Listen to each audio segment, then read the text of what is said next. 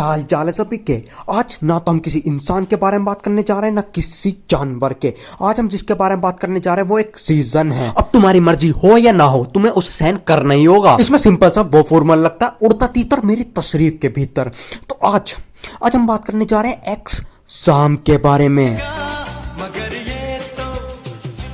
तो इस दिन की शुरुआत भी तुम्हारे साधारण दिनों की तरह ही होती है। तुम बराबर में बैठे हो एंजल नितांजी को ताड़ रहे होते हो, पीछे बैठे हो एक बैक बेंचर किसी की तशरीफ में पेंसिलें घुसा रहे होते हैं, तुम्हारा पीटीआई इंग्लिश वाली के पीछे पीछे घूम रहा होता है। पर तभी कहानी में एक ट्विस्ट आता है। एक बहरहन सी शक्ल का इंसान एक फाइल के साथ तुम्हारी क्लास के अंदर एंटर होता है, जिसकी पैंट चूथड़ों से नीचे और घुटनों से ऊपर बंधी हुई होती है, जिसको बैक बेंचर छोटू के नाम से जानते हैं और फ्रंट बेंचर पियून के नाम से जानते हैं। और वो बंदा जब फाइल लेके आता है और वो तुम्हारे टीचर को दिखाता है तो तुम्हारे टीचर की जुबान पे एक नई अलग सी मंद मंद मुस्कान आती है। और वो मुस्कान देखने के बाद पीछे बैठा हुआ एक बच्चा खुद को नहीं रोक पाता और वो बोलता है, मैडम कल की छुट्टी है क्या? और उसके बाद तुम्हारी टीचर कहती है नहीं कि बेटे ये छुट्टी का नोटिस नहीं है, ये है date sheet. Date sheet date sheet एक ऐसा शब्द है जिसे सुनने के बाद क्लास में बैठे हुए हर एक बच्चे के कान और तशरीफ एक साथ फट जाती है। फिर जैसे तैसे तुम अपने आप को संभालते हो, तुम पीछे बैठ के चीटिंग के नुस्खे बना ही रहे हो, तो तभी वो बहरन सी शक्ल का इंसान दोबारा आता है और बोलता है कि भाई चलो वापस ऑडिटोरियम रूम में चलो, तुम्हें प्रिंसिपल ने बुलाया है। तुम ऑडिटोरियम रूम में जाते हो और वहां पे बैठते हो और अपनी बायो वाले को ताड़ते रहते हो और अपनी घड़ी देखते रहते हो। मतलब जितनी देर में प्रिंसिपल आता है ना, उतनी देर में तो सलमान भाई 2 बार फुटपाथ पे गाड़ी चला देते।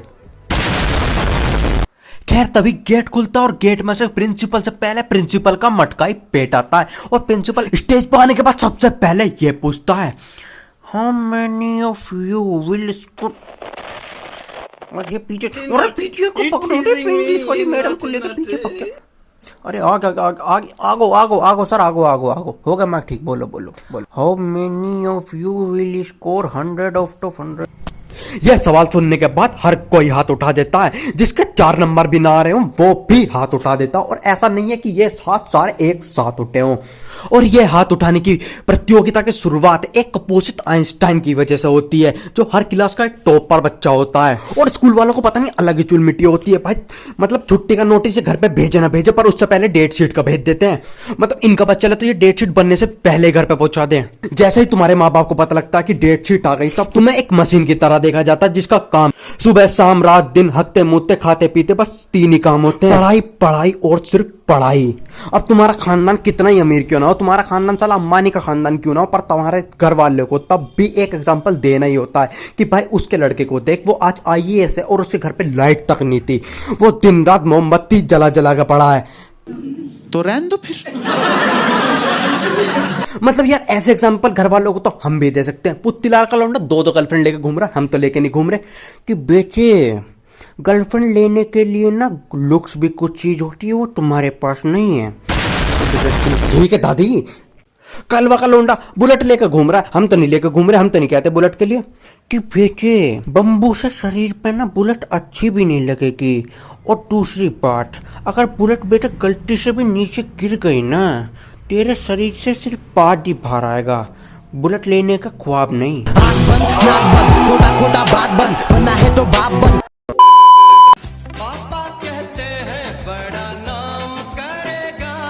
देखो एग्जाम की तैयारी करना भी बहुत बड़ी चीज होती है। मतलब आधे घंटे तक तो तुम अपनी किताबें ढूंढते हो, कहाँ रखी हो, उसके बाद 2-2.5 घंटे तक तुम अपनी किताबों में जी जान से लग जाते हो। तुम्हारे घर वाले भी सोचते हैं भाई लौंडा बहुत ज्यादा पढ़ रहा है, पर एक्चुअली में ढूंढ तुम सिलेबस रहे होते हो। फिर जब तुम फाइनली किताब लेके बैठते हो, रात के 1-1:30 बजे, फिर तुम्हारे दोस्त का फोन आने लग जाते हैं।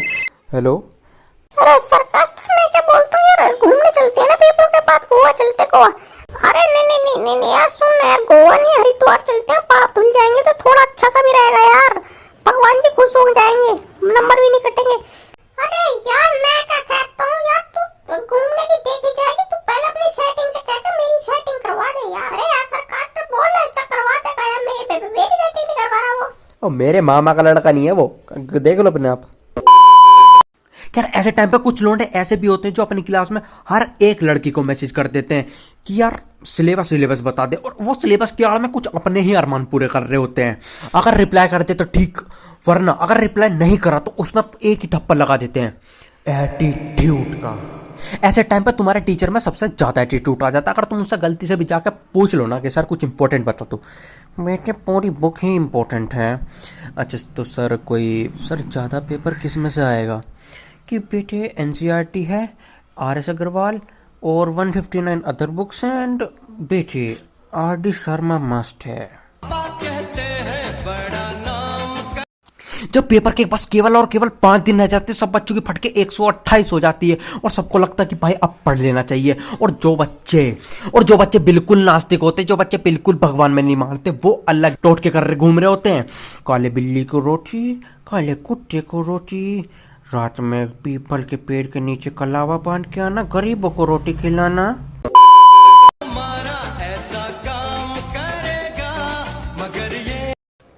तो आखिरकार वो वाला दिन आ ही जाता जिसका किसी को इंतजार नहीं था। पेपर देने वाले बच्चों के भी इनमिन भिन्न प्रकार होते हैं, जैसे कि पहले जो अपने बैग में किट के नाम पे थैला रखते हैं, जिसमें एक नीले पेन का पैकेट, एक काले पेन का पैकेट, एक स्केल, एक रबड़, कटर, पेंसिल, सब चीज होती है। दूसरे 2 नीले पेन, 2 काले पेन, एक स्केल, एक रबड़ और एक पेंसिल, बहुत। और तीसरे वो लेजेंड बंदे होते हैं जिस कैटेगरी से मैं खुद बिलोंग करता हूँ। एक नीला पेन बहुत है और स्केल का काम तो आई कार्ड कर ही देगा। खैर कुछ टाइम बाद हमें हमारा मौत का फरमान मिल ही जाता, जिसे हम साधारण भाषा में हम क्वेश्चन पेपर कहते हैं, जिसे पढ़ने के बाद बच्चों के दिमाग में 3 सवाल चल रहे होते हैं। मुझे सब आता है, मैं पेपर फाड़ के रख दूंगा। दूसरी, मुझे कुछ नहीं आता, पेपर ने मेरी फाड़ दी।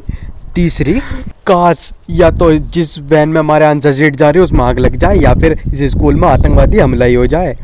फिर एक बेल बजती है, जिसके बाद सारे बच्चे मुंडी नीचे करके कुत्तों की तरह अपनी एंट्री भरने लग जाते हैं। और साला एंट्री तो इतनी तेज है, ऐसे भरते हैं जैसे ना सबसे पहले एंट्री भरती तो इन्हें एक अवार्ड मिलेगा, गिनीज बुक ऑफ चमन चबूतिया अवार्ड। और पूरी क्लास में 1 या 2 ऐसे बालक होते ही हैं जो अपनी एंट्री गलत करते ही करते हैं। वो नाम की जगह रोल नंबर और रोल नंबर की जगह नाम लिख ही देते हैं। खैर ये सब कहते काटने के बाद बारी आती है आंसर लिखने की। जो पढ़े लिखे बच्चे होते हैं वो अपना आप आंसर लिखते चले जाते हैं, पर उसमें कुछ बच्चों के अस्तित्व, परंपरा, प्रतिष्ठा, अनुशासन, तीनों के तीनों स्तंभ एक ही चीज पे टिके होते हैं, और वो होती है चीटिंग। और साला कुछ गजनी के लोंडे तो ब्लैक पेन से हाथों पैर पे ऐसे लिख के ले आते हैं ना कि भाई जिन्हें अगर तुम गलती से भी दूर से देख लो तुम बता ही नहीं सकते ये साला इंसान है कि जामवंत है। समझ रहे हो आप? मतलब एग्जाम इतना सही जा रहा होता, तुम बोतलों के साथ फर्रे शेयर कर रहे होते हो और गुत्ती पे 1 2 का 4 कर रहे होते हो। पर नहीं यार, ऐसे में एक ना एक हरामखोर टीचर आता ही है जो साला हमारी सीट पाकर खड़ा हो जाता है। और खड़ा ही नहीं, वो साला हमारी सीट में तो ऐसे देख रहा होता है जैसे मैं अपनी सीट में नहीं उसकी जायदाद में लिख रहा हूँ। दादी की ऐसे लोगों के लिए कुछ क्या है यार, जो मतलब दूसरों की कॉपी और दूसरों के घर में झांकते रहते हैं कि बेटे दूसरों की कॉपियों में झांकना और डस्टों में पाड़ना सेहत के लिए दोनों ही हानिकारक होते हैं। और ऐसे में अगर कोई बालक गलती से भी एक्स्ट्रा आंसर शीट ले ले तो पूरी की पूरी क्लास उसे पलट के ऐसे देखती है जैसे उसने आंसर शीट ने ये बोल दिया कि सलमान भाई को फिजिक्स आती है। और आधे बच्चे तो उसी को टॉपर मान लेते, भले वो एक ही क्वेश्चन को 4 बार चेप चुका हो।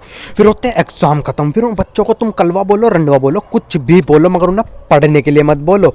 और अगर तुमने गलती से भी पढ़ने के लिए बोल दिया तो वो तुम्हें बाहुबली बना देगा और खुद कटप्पा बन जाएंगे। फिर होगा महिष्मती साम्राज्य में विद्रोह।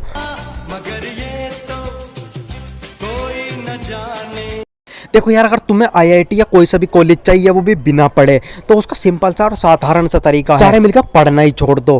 भाई देखो यार, उनकी कट ऑफ 99 98 जा रही क्योंकि हम उतने नंबर ला रहे हैं। अगर हम हमारी परसेंटेज ही खुद 40 रह जाएगी तो कट ऑफ तो अपना गिर के 35 हो जाएगी ना। मस्त प्लान है।